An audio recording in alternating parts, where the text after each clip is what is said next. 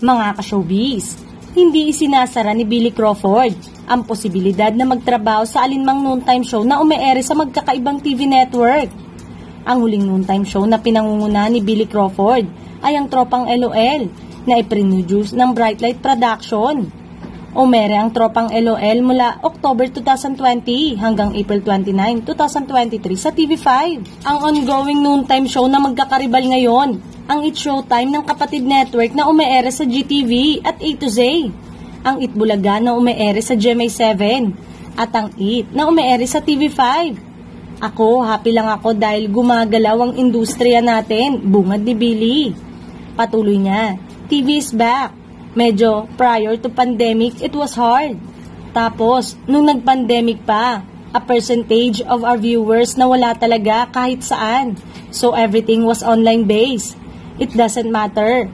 Sa totoo lang, kung makakapunta ako sa Showtime, makakapunta ako sa Itbulaga, kung makakapunta ako kung saan man, kasi yun yung promotion namin para sa mga proyekto namin. Pinakamatagal na naging noontime show host si Billy sa It's Showtime mula nang binuo ito noong 2009. Ayon kay Billy, walang masamang tinapay sa pag-alis niya noon sa Kapamilya noontime show. I left Showtime 2 years before the whole ABS-CBN thing happened. Tukoy ni Billy sa pagkawala ng prangkisa ng ABS-CBN noong 2020. Paliwanag pa niya as in nung ikinasal kami ni Colleen. Nung ikinasal kami, it was 2018. I asked to take an off muna sa noontime kasi araw-araw hindi ko ma-handle. And also, concentrated talaga ako sa family ko. I want to give my all, my time sa family. Ang tinutukoy niyang Colleen ay si Colleen Garcia na dati ring It's Showtime host. Umalis si Colleen sa show noong nakast siya sa defunct Kapamilya teleserye na Passion de Amor noong 2016. Kung sakali, bukas ba si Billy na makabalik sa It's Showtime? Well, I really have no idea. Hindi naman ako management para magdesisyon. I go where work takes me. To be honest with you, kung saan ang trabaho doon ako.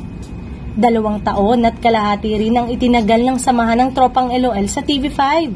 Bagamat aminado si Billy na masaya ang barkadahan nila sa show, praktikal ang pananaw niya pagdating sa pagkawala ng programa sa ere.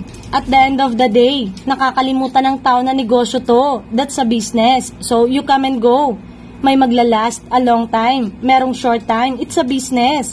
And we all understand that na may hangganan din naman kami, lahad ni Billy.